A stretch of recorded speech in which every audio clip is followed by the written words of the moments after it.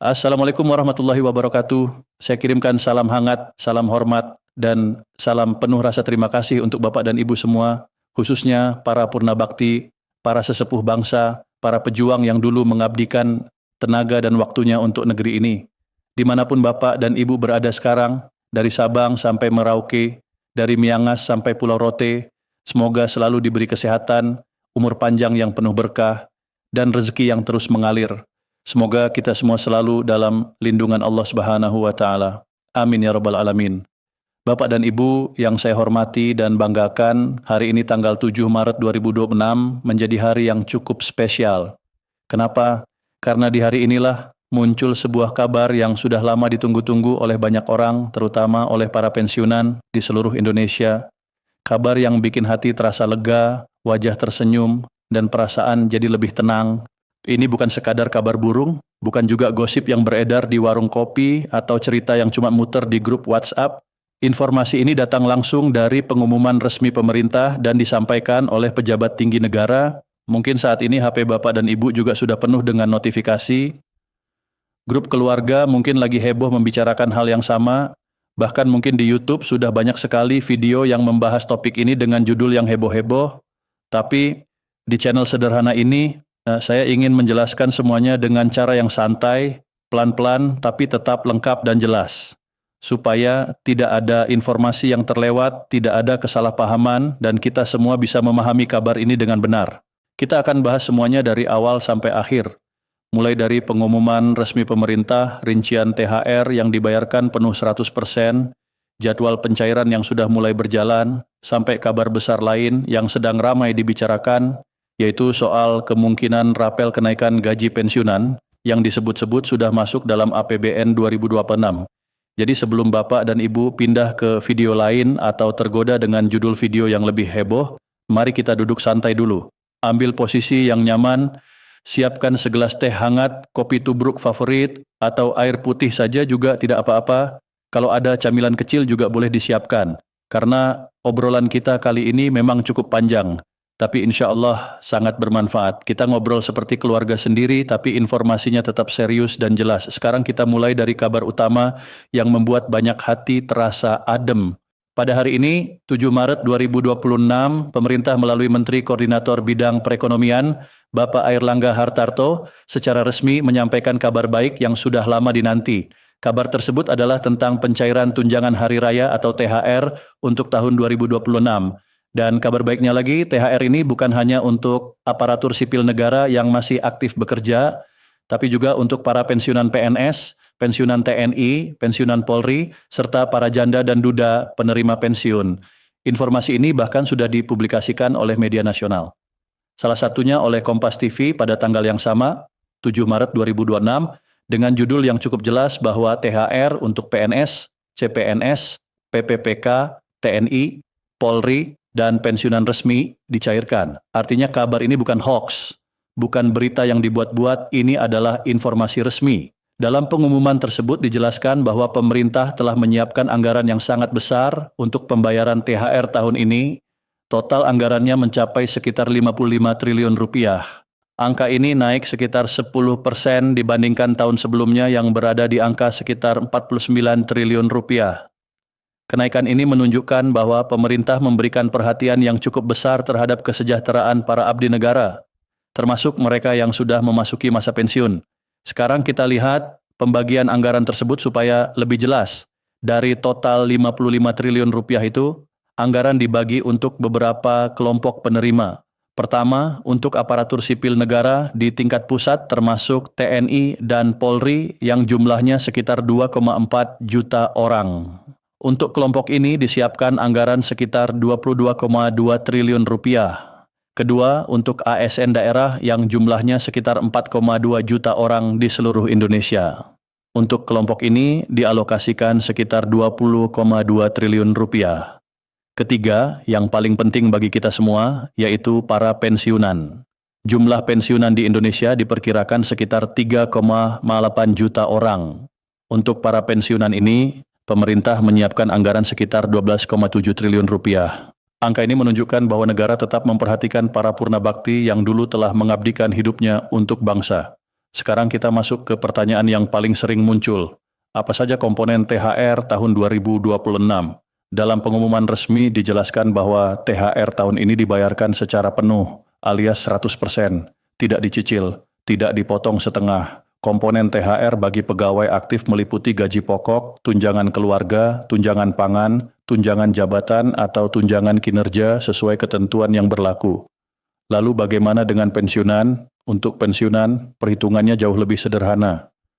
Besaran THR untuk pensiunan adalah sebesar 1 kali gaji pokok pensiun yang diterima setiap bulan. Misalnya begini, jika Bapak atau Ibu menerima pensiun pokok sebesar 3 juta rupiah setiap bulan, maka THR yang akan diterima kurang lebih juga sekitar 3 juta rupiah. Jika pensiun pokoknya 4 juta rupiah, maka THR-nya sekitar 4 juta rupiah. Jika pensiun pokoknya 5 juta rupiah, maka THR yang diterima juga sekitar 5 juta rupiah, jadi perhitungannya tidak rumit, 1 kali gaji pokok pensiun.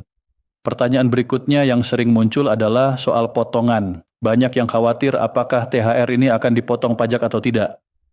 Kabar baiknya, untuk tahun 2026, pemerintah menetapkan bahwa pajak penghasilan atas THR ditanggung oleh pemerintah melalui APBN. Artinya pajak tersebut dibayarkan oleh negara. Jadi nominal THR yang masuk ke rekening Bapak dan Ibu tidak akan dipotong pajak. Kalau misalnya gaji pensiun pokok 3 juta rupiah, maka yang masuk ke rekening memang sekitar 3 juta rupiah. Sekarang pertanyaan berikutnya, kapan THR ini cair? Menurut pengumuman pemerintah, proses pencairan THR tahun 2026 sudah mulai berjalan secara bertahap sejak awal Maret. Jadi bagi Bapak dan Ibu yang rekeningnya belum menerima transfer, tidak perlu khawatir. Prosesnya memang bertahap. Bisa saja hari ini cair, besok cair, atau beberapa hari ke depan. Yang penting prosesnya sudah dimulai. Sekarang kita bahas sedikit supaya tidak tertukar antara THR dan gaji ke-13. Sering sekali orang mengira keduanya sama.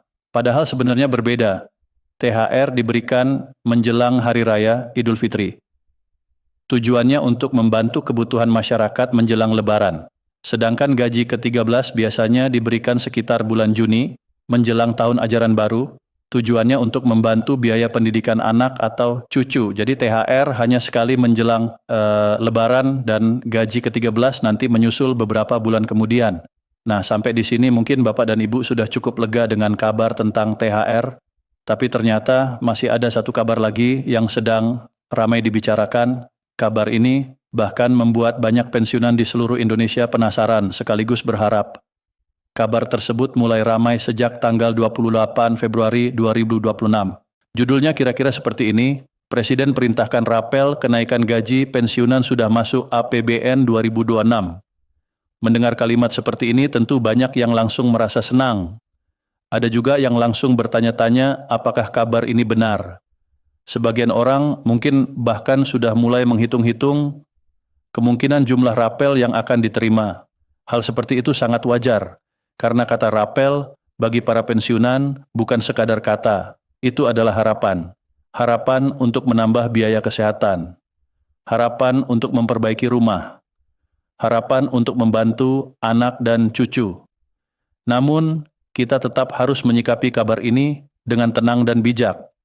Jangan sampai terlalu cepat percaya tanpa memahami prosesnya. Ketika dikatakan bahwa rapel sudah masuk APBN 2026, itu berarti pemerintah telah mengalokasikan anggaran untuk kemungkinan pembayaran tersebut. Ini adalah kabar baik karena menunjukkan adanya komitmen dari negara. Namun masuk APBN tidak berarti uangnya langsung cair besok atau lusa.